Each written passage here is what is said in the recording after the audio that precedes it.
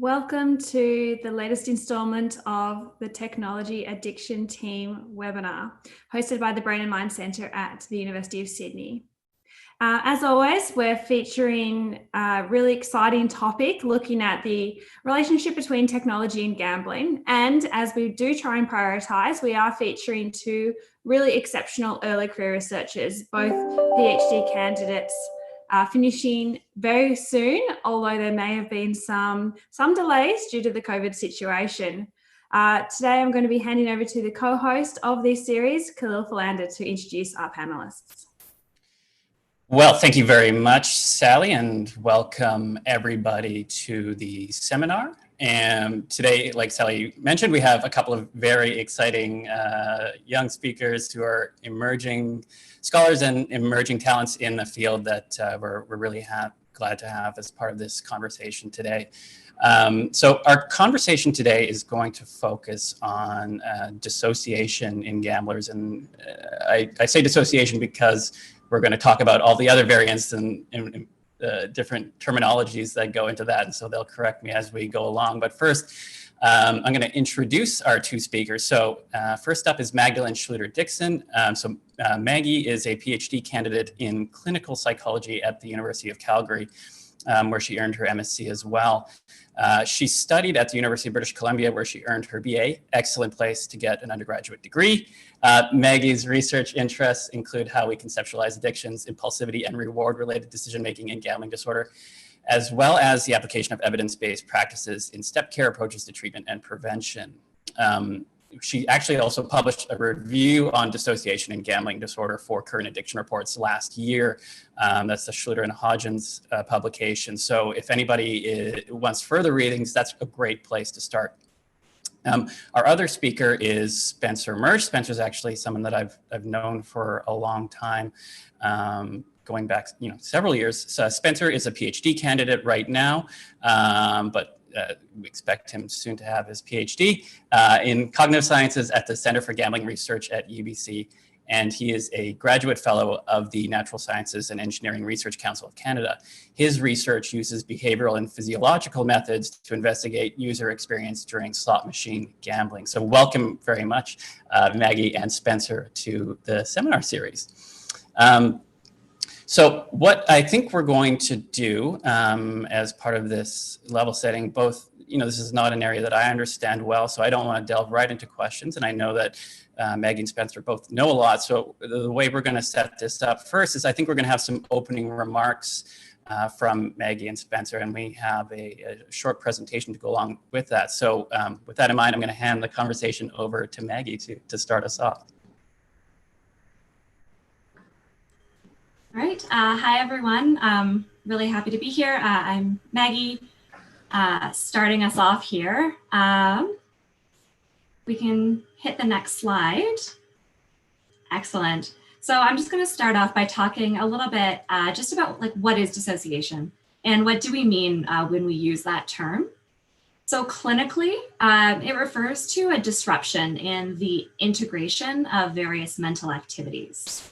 And these can include consciousness, memory, as well as things like emotion, perception, and self-identity.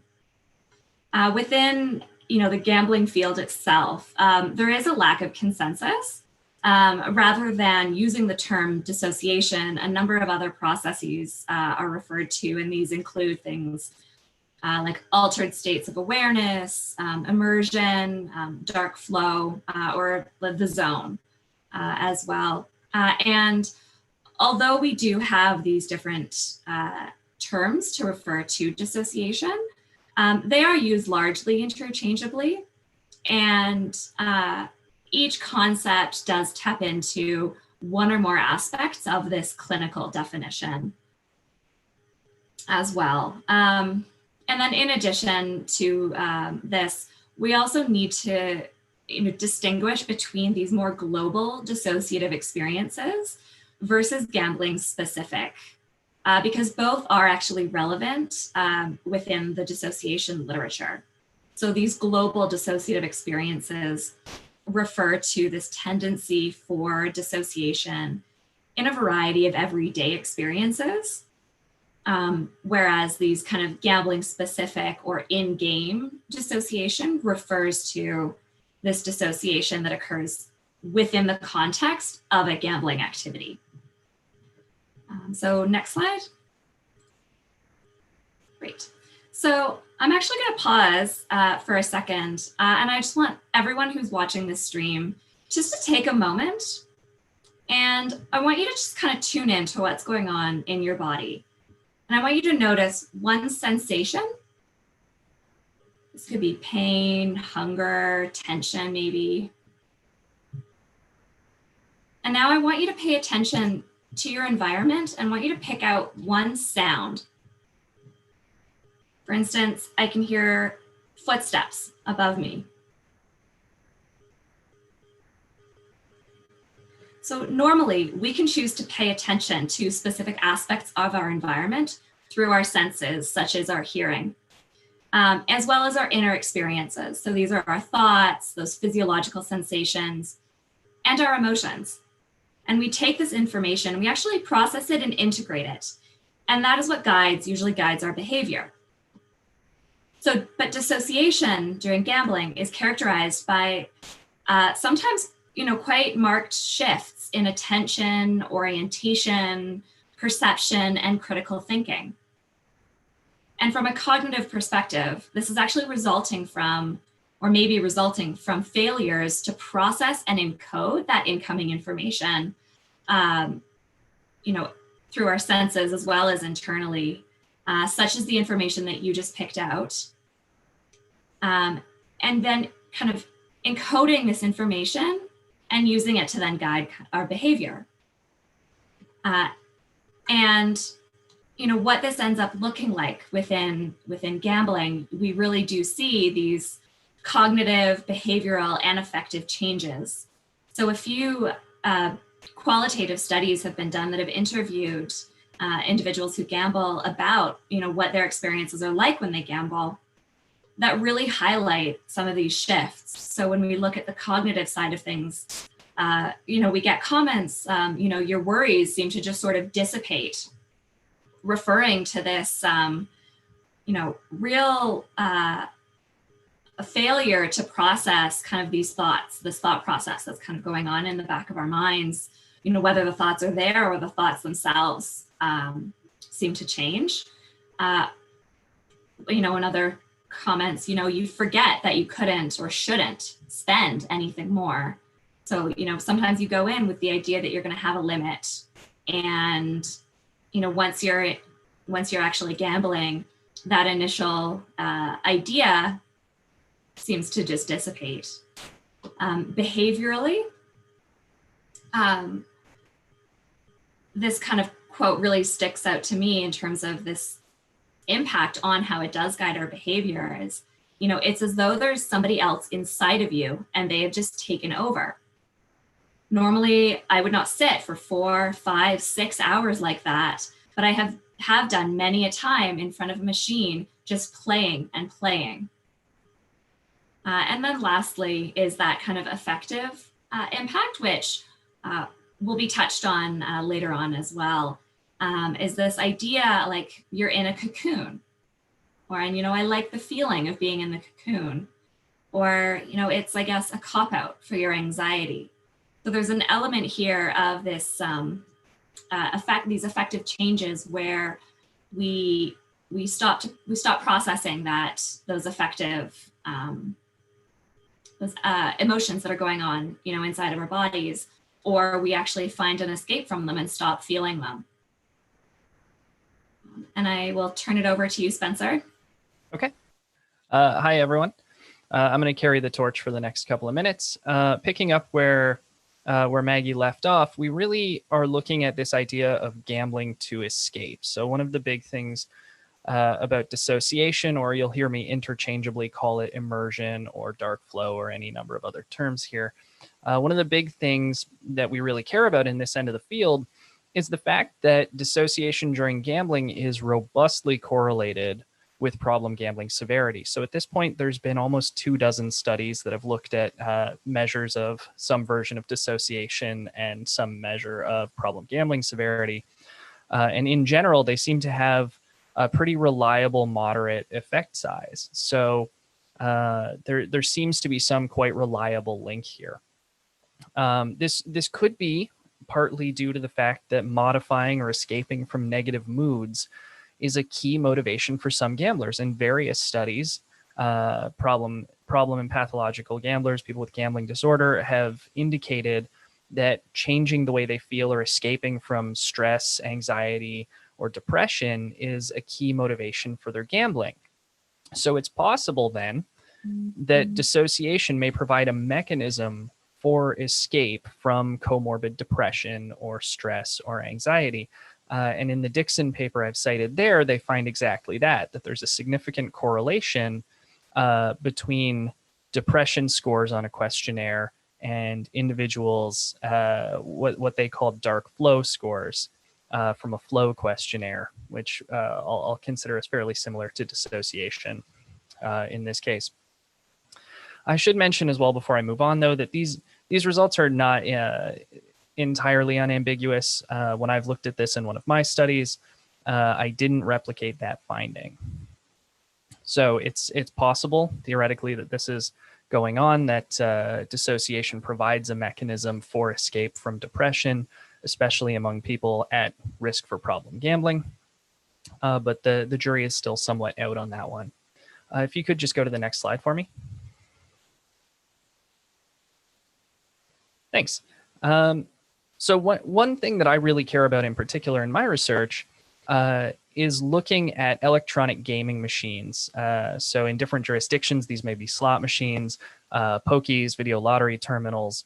And particularly what I'm interested in is whether these games have a propensity to produce more immersion or dissociation than other gambling forms. So one survey that looked at this in South Australia, among 160 people who indicated that they had ever felt as though they were, quote, in a trance while they had played some gambling game, an overwhelming majority of those people had been playing an EGM at the time.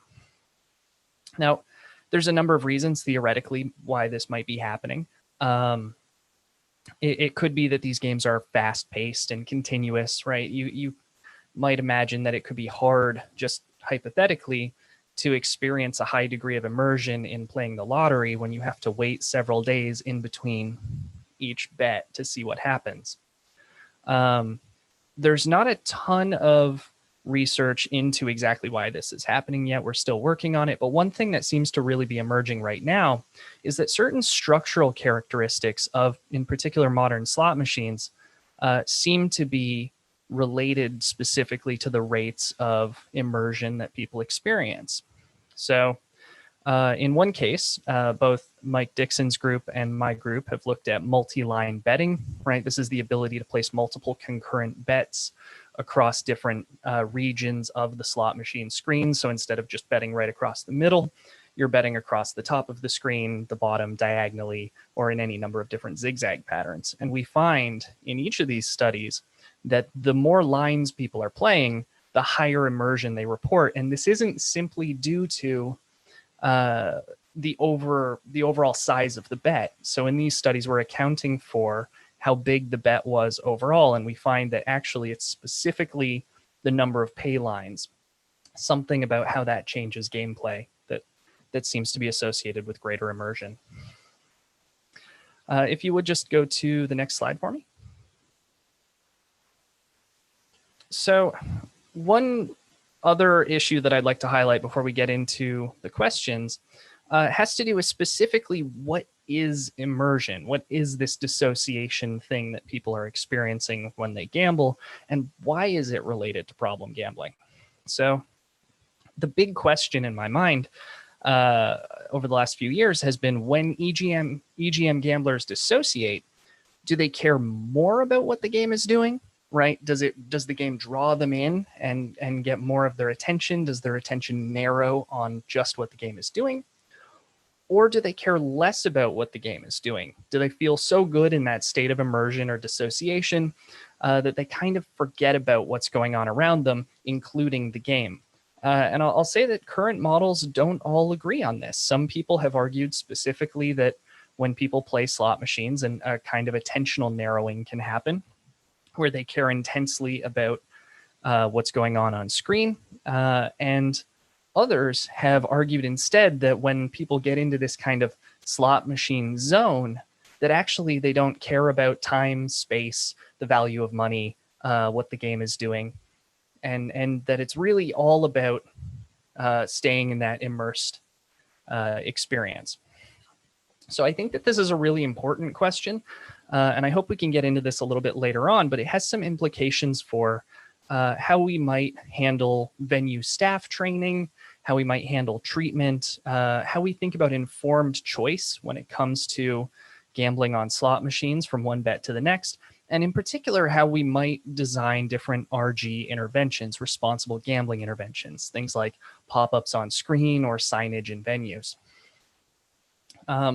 When I've tried to look into this topic, and I'll say we're just now really getting into it, I ran an eye tracking study in which I got a group of non-problem gamblers who were experienced playing slot machines to play a slot machine while wearing a pair of eye tracking glasses.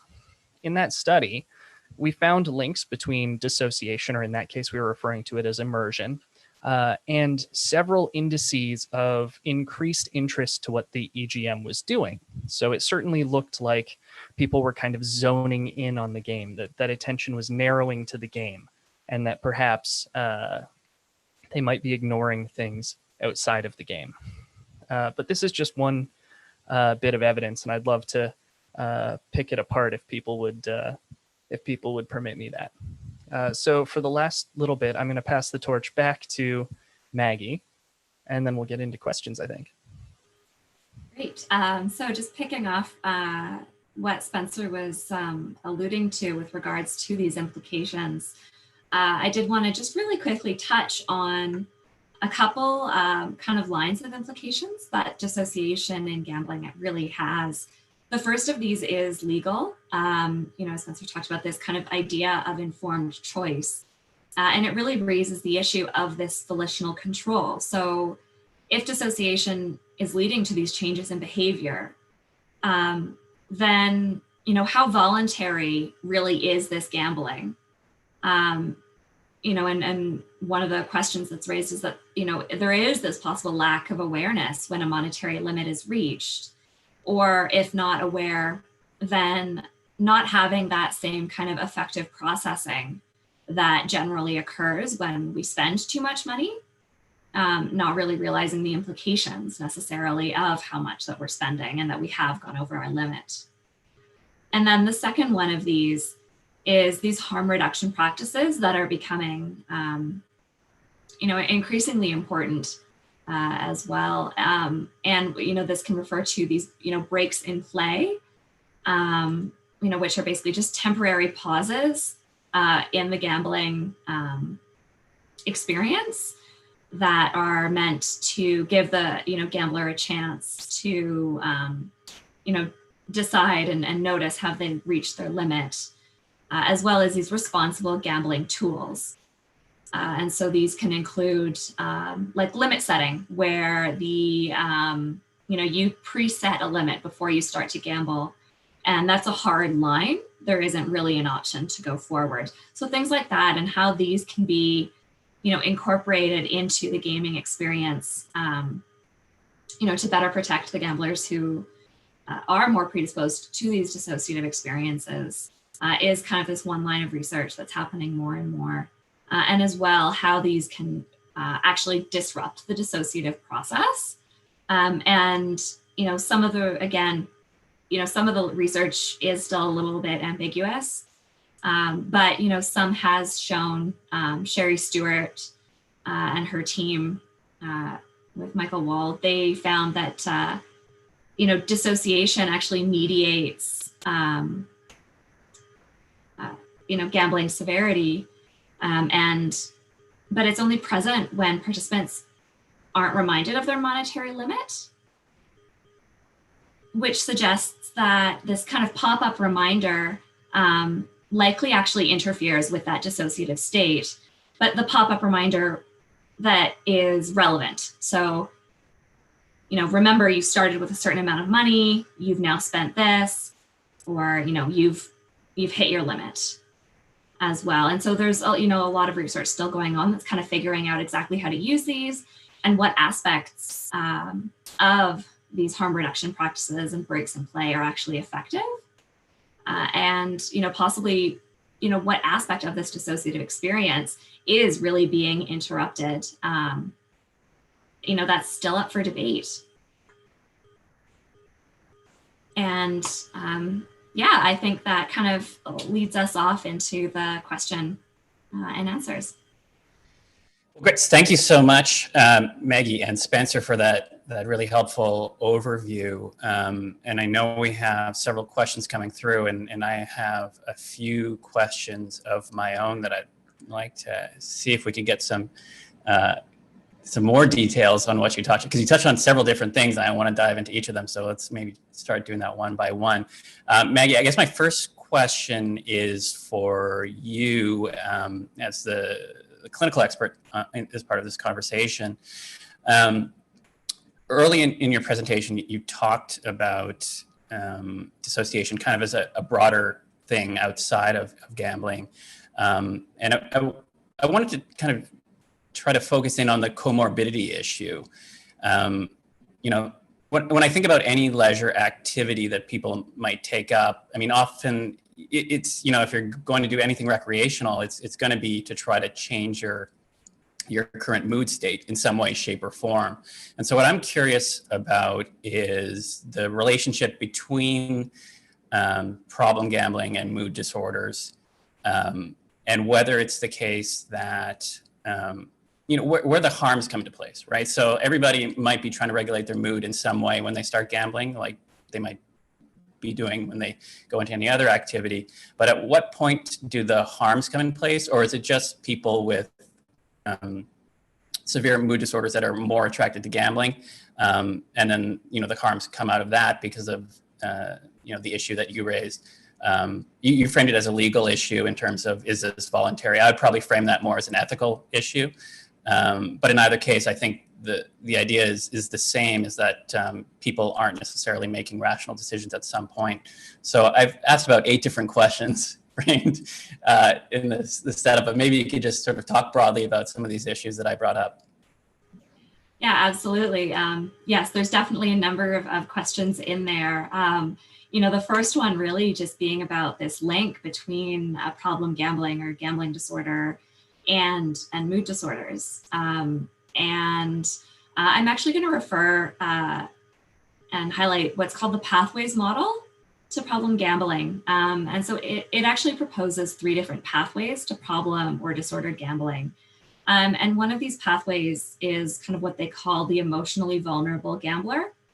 And these are individuals with problems in emotion regulation, such as depressive disorders.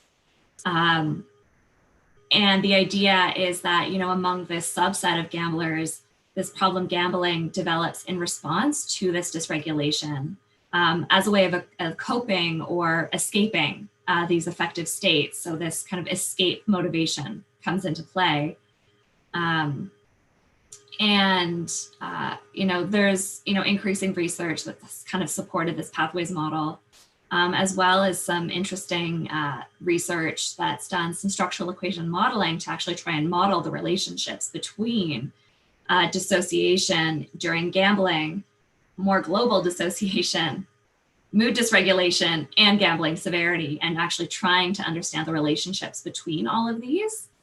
And what's really interesting is almost half the variance in gambling severity can actually be predicted by this escape motivation, this desire to escape from these aversive affective states in some way. And this escape motivation is predicted, from having depression, anxiety, as well as other life stressors going on. Really linking this kind of idea of, these, mood dysregulation leading to these ideas of wanting to escape, then leading to the problem gambling. And so I think the harms come, and then addressing the next part of your question, where do the harms come in? we all engage in behaviors, and it's not to say gambling isn't rewarding. People enjoy gambling. And whether we're gambling to escape an aversive state or to kind of foster a more positive mood state, there is something that we get out of it. At what point it becomes, problematic, and where do the harms come in? On the one hand, I don't think we're entirely clear. If we think about gambling severity as existing on a spectrum, at what point do we consider it harmful versus, an actual, disorder? And how do we then map that on to this dissociative experience? Because dissociative experiences also exist on a spectrum, from, more, less severe kind of mind wandering, tune outs, to, really pathological alterations in identity. And that's, where we start to see, fugue states. And so, trying to then map that on, to a gambler severity, we do see greater severity of dissociation with greater, gambling severity, as Spencer talked about. They are highly correlated. And this kind of dissociation actually explains a lot of the variance in gambling severity. And so, with regards to whether it's, a legal or an ethical issue, and Spencer can correct me if I'm wrong. He's a little bit more familiar with some of the policies around gambling, especially in Canada, about this idea of informed choice. And it's the idea that,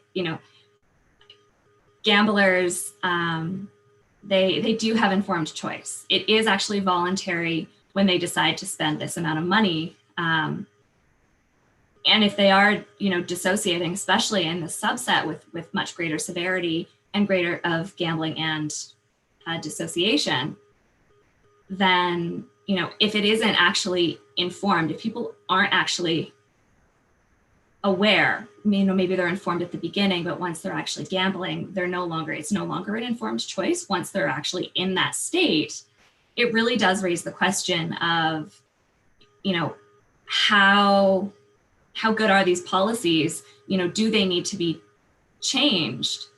And legally, informed choice and voluntary control does come into play when we talk about legal issues that occur as well, and whether or not someone's entirely in control of their actions. And I'm forgetting, I know there were several other components of your question that I'm probably breezing over. Yes, well, that's entirely my fault. So I think you alluded to a lot of different RG implications, but I do want to get as part of this conversation. But before we get to that, I actually have a question for Spencer about some of the issues that he brought up. So Spencer, my question is a little bit of a terminology question, but with implications for problem gambling.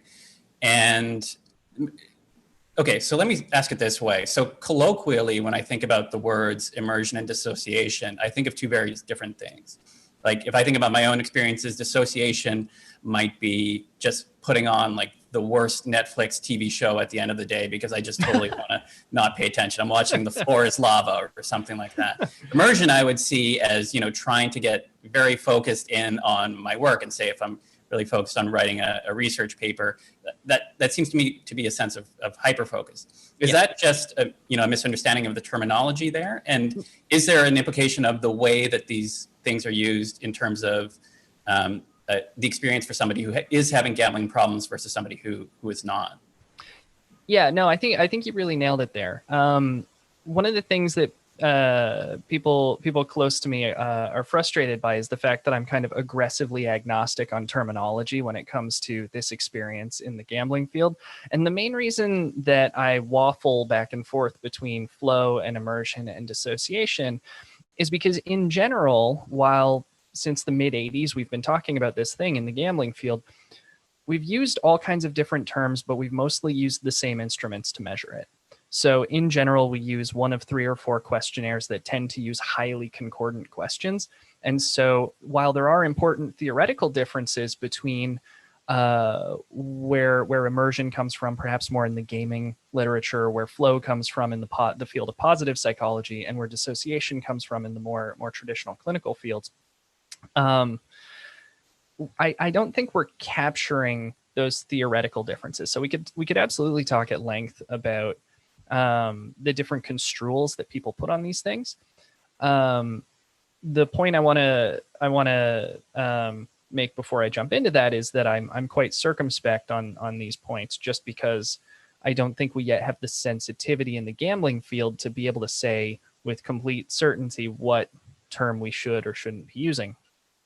One thing in the gaming field that I find useful to your point about perhaps different kinds of attentional experiences is that one scholar drew this distinction that I really like, though the terms are not overly clear.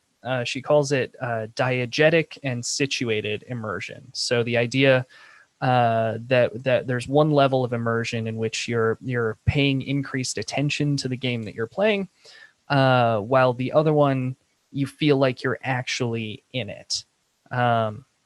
So there's kind of an element of depth there, and it's something that seems to scale well with what I'm seeing in my samples of non-PGs and my experiments, where we're seeing behavior more consistent with a high degree of paying attention. But Maggie could talk about this at length. I know in the clinical samples, the experience may be totally different, and a number of scholars who work on the clinical side have pointed out that this might not look anything the same in samples of gambling disorder patients. Maggie, did you want to just respond there from the experience of individuals with gambling problems? Yeah, I mean, I think as well, like just taking note, like a lot of this research is done either with non-problematic or problematic levels of gambling, and it is entirely possible that it does look different, especially as I was mentioning earlier, when we see that dissociation really does exist on a continuum. That, at lower levels, we may see this kind of increased, attention towards the game versus these higher levels where, it is like the world around doesn't really exist, and you stop seeing these encoding of what's actually going on around you. To the point, some people have raised the question of, whether we're actually able to even recall, people are able to recall past experiences when they're in the zone or immersed in their gambling. So there's also failures of memory retrieval as well. And that we see kind of within the dissociation literature on the clinical side of things, these kind of multiple phases of dissociation, becoming, more severe. And, again, I don't think we really know the answer yet. And it is hard to look at, but the more global dissociation also then comes into play when you get these treatment-seeking samples, because a lot of individuals with gambling disorder and other addictive disorders, they do have things like childhood traumas. And we also know that PTSD is highly associated with dissociation. I mean, in fact, it's, a symptom of PTSD, this dissociation. And in treatment, it can actually be, so significant that we have to use, some treatment settings have things like fidget spinners, in their offices to actually give someone something to actually ground them in the present moment, so that they don't completely dissociate or from the experience, so they can actually engage in treatment. And that's a really extreme level of dissociation at this more everyday experience.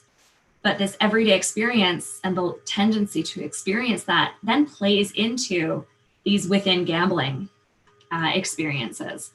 Because it's possible that, and some of the literature which I allude to in the paper, it's possible that individuals with this propensity towards this general dissociative experience these are the individuals that are more likely to experience dissociation and perhaps greater severity of dissociation when they're gambling, and that this is serving as that escapist function in response to this kind of emotional vulnerability, these, negative mood states, or, painful memories that can be resulting in part from things like childhood trauma.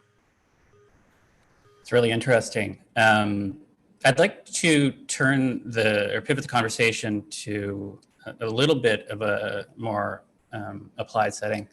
And Spencer, this question that came from Oliver, actually, I think is an interesting one. So Oliver's asked, do you think that this state of dissociation could be detected from a player's transaction data? And he gives an example of regular interval bets over a sustained period could be a meaningful marker. Is that something that could be feasibly detected? I know some people in your lab have been working with behavioral data. Is that something that we should be looking at if we're not looking at it already? Yeah. So to answer Oliver's question, I think potentially yes. There are indicators that I've found. I should mention my dissertation looks for behavioral and physiological correlates of these immersion experiences during slot machine gambling. So the whole name of the game is to try and find kind of a multi-factor solution, understanding that no one of these indicators is by itself gonna be the binary switch that says yes, this person is immersed or dissociating, or no, they're not.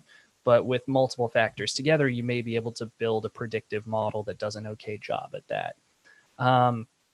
In one of the studies that I mentioned earlier, we have some additional analyses that we're currently in the process of publishing. I should mention as well, just as full disclosure, the Center for Gambling Research at UBC, where I'm a graduate student, receives funding from the province of British Columbia and the British Columbia Lottery Corporation.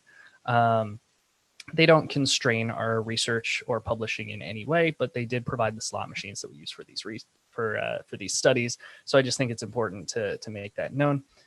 In that experiment, one thing that I looked at was the phenomenon of a post-reinforcement pause. So this is from the animal learning literature. If you give some kind of unpredictable reward, a sucrose pellet, to a rodent, they will take a little break after they've consumed the sucrose pellet before they decide to go try and get another sugar pellet. This we found in humans in gambling studies seems to scale with the size of gambling rewards. So bigger wins cause people to take a longer break before they start their next spin on a slot machine. Near misses cause them to be frustrated to initiate the next spin faster. And neutrally valenced outcomes seem to be a middle ground there. So one thing that I found in additional analyses of my eye tracking study was that for all the outcome types that we looked at in a normal slot machine, so compared to losses, all the positively reinforced outcomes being winning trials or free spin bonus features, which are rare and kind of a bigger deal, or losses disguised as wins, which is any kind of winning outcome where the amount that people won is less than what they bet. All of these reinforced outcomes saw a significant post-reinforcement pause, and all of those post-reinforcement pauses were amplified among people who reported higher immersion. So it wasn't really the case, and again, this goes back to the idea of zoning in or zoning out. It wasn't really the case that the people who reported immersion were sort of zombified and just pressing the button at a really regular rate. It was actually that they were more sensitive to the reward signals that were coming from the game.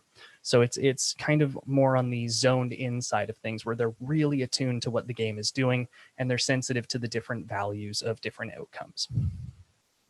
So that's really just one factor that I think could be used to predict this kind of experience, but you would probably need a many factor solution to have any kind of decent model. It's a really interesting finding, Spencer. And is all of that research out yet, or is it still being developed? So the first paper, which looks at what people look at while they play the game, is out in Addiction, and the second paper we are prepping for submission. So that involves the post-reinforcement pause analysis that I just described. So that's not available yet. I can send out the manuscript if people are interested. And it also includes a look that we took at pupillary responses. So physiological responses using the size of the eye's pupil. That's great.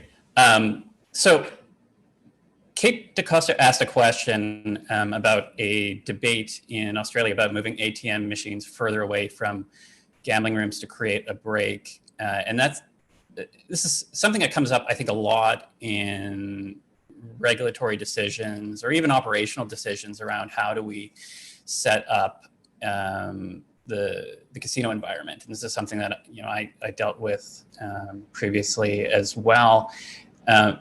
So one of the things that's always recommended is that breaks in play are useful to remove people from hot states. But Kate brought up an interesting question, which is, do we even know how long this dissociative state lasts? And I'll put this question to either of you who want to respond.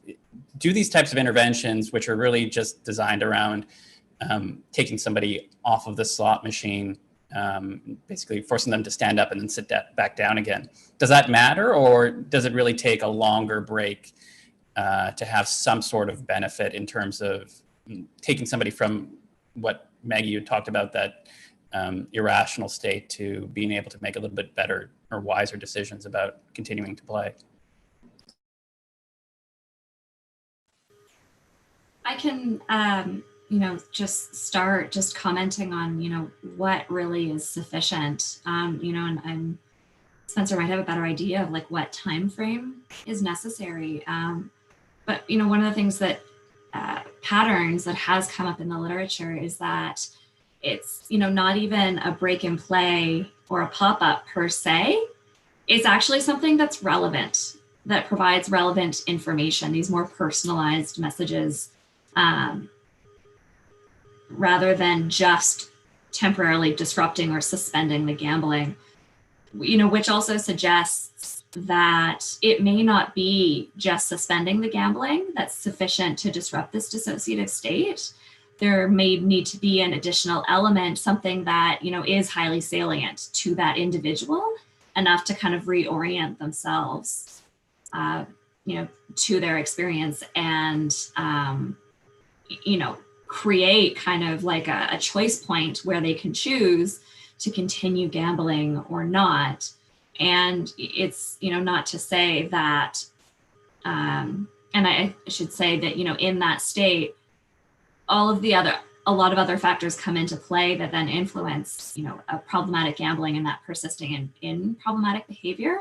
We are talking about dissociation as just one of those components, albeit from the literature, it does seem like a very strong one.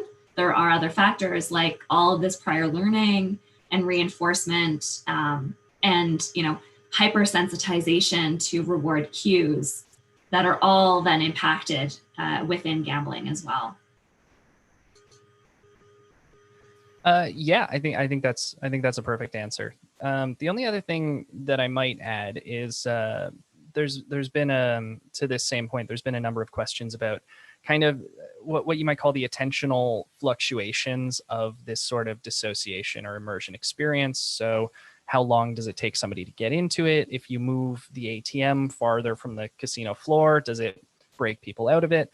I just like to say to those points that we don't really have in the gambling context, we don't really have great data to look into either of those things yet.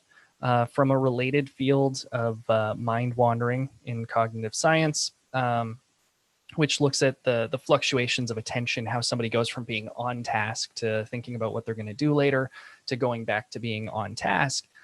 We know that there's quite a wide variance in the rates at which people get into these states and the speed with which they go from on task to off task back to on task. And I think we could think about these sorts of immersive or dissociative states in the same kind of way as things that sort of come and go on a moment-to-moment basis, though the exact timeline of those things is probably going to be different for every person. What that means for applied psychology on the casino floor probably points to a more straightforward redesign of slot machine features, if possible, to try and identify things that are associated with higher immersion states overall, and to see what we can do to change slot machines so that they don't encourage, even inadvertently, that they don't encourage higher levels of immersion while people are gambling. We tend to think of immersion in slot machine gambling as a player product interaction, right? It's something that takes a particular kind of person who has a particular kind of disposition towards slot machines and a particular kind of gambling form, like a slot machine, that's designed in just such a way that it allows for this experience to occur. Really interesting, Spencer. And I want to follow up on a couple things there, and I'm going to frame this around a question that Kate Marsh submitted, which is, are there any differences in dissociative states between online and offline gambling? I guess if you could just speak a little bit more broadly. I know a lot of your work is focused on machine gambling, but is this only, a slot machine related question, this dissociation question? I know that the empirical evidence that you talked about earlier was the importance of multi-line play, but that might just be a single idiosyncratic finding. How do you perceive the importance of this question from like a product standpoint, as far as, the whole gamut of gambling related activities that people can engage in? Yeah, absolutely. So, of course, replication is super important, especially in the gambling field, and a number of scholars in the field have called for increased transparency and replication in recent months, and I'm all for that. I would mention as well that the multi-line finding has appeared in three papers now, so I think it's verging on fairly reliable. But to your overarching point, no, I don't think this is unique to slot machines. I think there are all kinds of things in the world that make people feel immersed, right? For a lot of us, it's a book or a TV show. I got really into Tiger King a couple months ago, as I know a lot of people did. So I think there are all kinds of things that can capture our attention in a really strong way. But the thing about a slot machine and gambling activities more generally that's very interesting is that compared to natural rewards, things like food and drinks, gambling rewards may be a little bit outsized. And what we know from the drug addiction literature is that drugs of abuse tend to develop attentional biases towards visual things that predict the imminent presence of those kinds of rewards. And so we could be looking at a situation where these gambling rewards are quite strong for certain people, and they become very good at drawing attention. And what is a slot machine if not a constantly spinning drum of ever refreshing gambling cues? So I hope that answers the question. I kind of lost, I think it was Kate's original question in the chat. I think you touched on it and answered the question about as well as anybody could. I'm going to pivot over to a question from Brittany Keene, who will actually be a speaker on a forthcoming session. So Maggie, I'm going to ask this question to you, and then Brittany can respond to your comments in 5 weeks if she likes. So she asked if the speakers could discuss the potential dangers of construing experiences as dissociative and using words like involuntary, given that it removes agency for change and is inconsistent with examples of stopping gambling. And so I guess if you could just give a little bit of discussion about how, even if we observe these phenomena in gamblers and their association with harm from a clinical standpoint, or even from, just like a self-help standpoint, is this the way that we should be talking to gamblers, or should we be having that discussion in a different way and not in the way that, we like to talk about it as academics? Yeah, absolutely. I think it's a really interesting, point. And with anything, related to dissociation, especially within the gambling context, I think the first point to make is that we do need to hedge, comments are, some of this, we do have research for but there are huge gaps. And so we are still in the process of trying to piece all of this together and get a sense of, what is the impact of these dissociative experiences? Should we be using the term dissociation? Because, like things like calling it involuntary, it does, remove the idea that there is agency. And we don't entirely know to what extent it impacts it, and in what subset of gamblers specifically experience this greater severity of dissociation to the point that it interferes with decision making and voluntary decision making. And I think some of that question is also related to just more global, like ethical considerations about what is informed choice, what is informed decision making in psychology. At what point is someone kind of competent to make decisions around finances, for example? What has to be in place?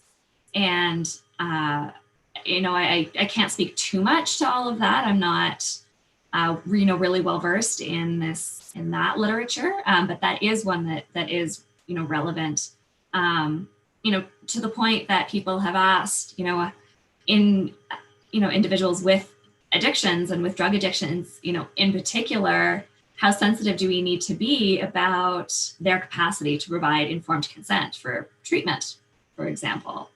So there's a number of factors at play, this dissociation just being one. And again, like where at this point on the spectrum of severity of dissociation, does it become what we call involuntary?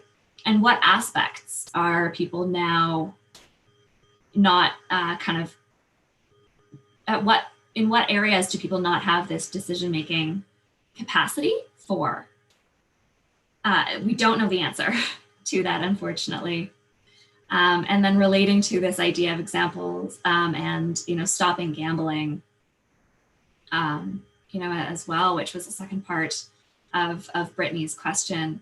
In our lab at the University of Calgary, we do a lot of self-directed treatment research and, working on stepped care, in a book, I think that was, really recently published, myself and David Hodgins, we actually published a chapter on stepped care approaches to treatment within gambling disorder specifically. And the idea there is that there are these different levels of intensiveness for treatment that may map on to, the needs of the individuals who are seeking treatment.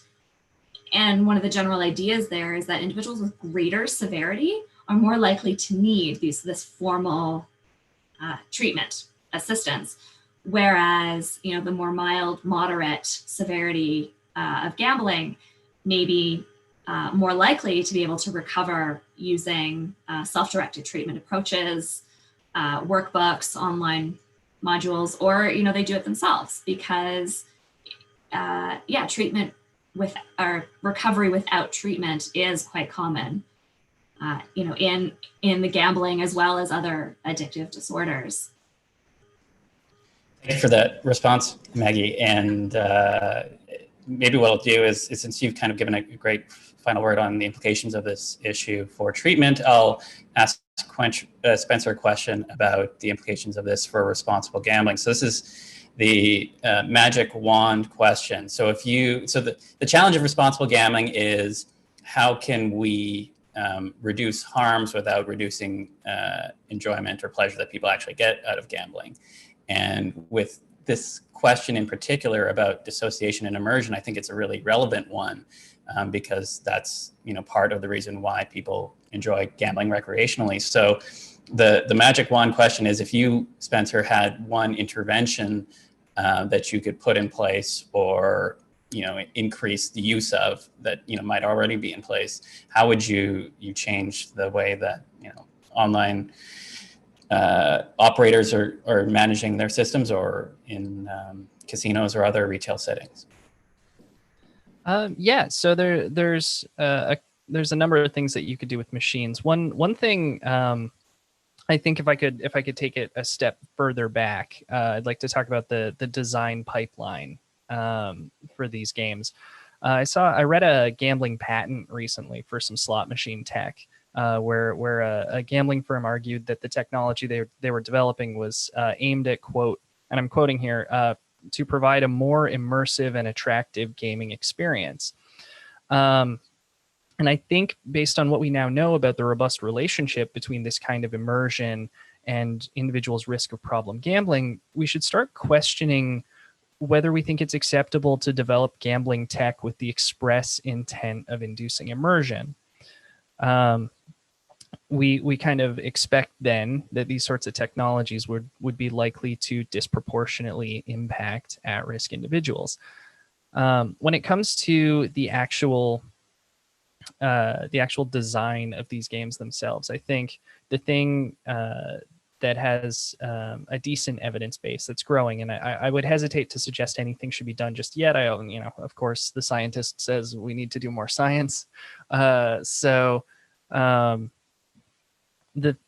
With additional evidence to support the multi-line effect, I think we should really start looking into what it is about the reinforcement rate that happens when people play multi-line games. Natasha Schull famously noted in her book Addiction by Design that it sort of smooths out the decrement of credit that the slot machine pays out. So instead of having long strings of losses punctuated by large wins, you have sort of just a nice steady decline of funds that's less sort of jarring. So it could be the case over time, and we'll see this with increased studies, that this sort of modern multi-line slot machine is particularly immersive for a number of reasons, and that may require a number of design changes, including perhaps slowing down the pace of the game, perhaps introducing a salient loss sound, perhaps changing the way that credits are taken out of the remaining credit pool right when the button is pressed. Kind of, these games are really good at de-emphasizing when the money goes away and emphasizing when the money shows up. But all of this is really speculative. So in the short term, I think the main thing is to continue research on particular features, structural characteristics of these games, and how they're contributing to the sorts of experiences that people have that put them at risk. Thank you very much for that response, Spencer. I'm glad that you brought up the question of the machines themselves. I think a lot of times when we think about RG interventions, we just think about operators, and certainly the manufacturers or the rest of that supply chain is ignored. And that's a very small group of companies, and I think not one that gets enough attention from an RG standpoint. So thank you for that response. And thank you, Spencer, and thank you, Maggie, for both participating in this conversation. I certainly learned a lot, and it was a fantastic talk. There was many different questions that came from everybody participating as part of the stream. So thank you so much. It's great. And so thank you again. And what I'll do is I'm going to pass the conversation back to Sally to tell us about next week's seminar. Sally? Thank you, Khalil, and thank you very much to Maggie and Spencer. I think this has been one of my favorite weeks of the webinar series, in the sense that I was absolutely schooled on this new research and really interesting topic that I wasn't fully aware of the literature by two rising star early career researchers. So for me, it's really fulfilled one of the chief aims of this webinar series in providing a platform and a voice for you, Maggie and Spencer, when you should be out presenting at conferences, to be able to share your views. And so on that note, I'm very pleased also to announce that the podcast series of this webinar has been launched, and all the previous episodes will be available via the same Technology Addiction Team webpage on the Brain and Mind Centre at the University of Sydney. You can download all the previous podcasts, and you can sign up and listen to all the upcoming episodes as well. If you miss one, you can listen to it as a podcast in addition to viewing the YouTube channel. So multiple ways to engage with the series and seminars and all the experts that we have featured and will continue to feature. So for next week, we are going back to a topic that had a lot of demand, and I will note that the chat was really active in this week, which was terrific to see. So next week, we are going back to the topic of gaming and gambling convergence. It's such a big topic, we needed to split it up into multiple different sessions. We will feature future sessions as well. But this one will be talking about loot boxes and payment mechanisms within games. So looking at online gaming as opposed to gambling and the convergence between these activities. I'm very pleased that we will have David Zendel from York University in the UK and Jim Sawyer from the University of Tasmania, both experts in this area of what are loot boxes, what are the relationship with gambling, and what are the psychological impacts of loot boxes and various other payment mechanisms. So same time, same place. Please do join us. Please do share with your friends. As always, if you have any suggestions for future presenters or topics, please email us. And we're pretty much out of time. So thank you all and have a great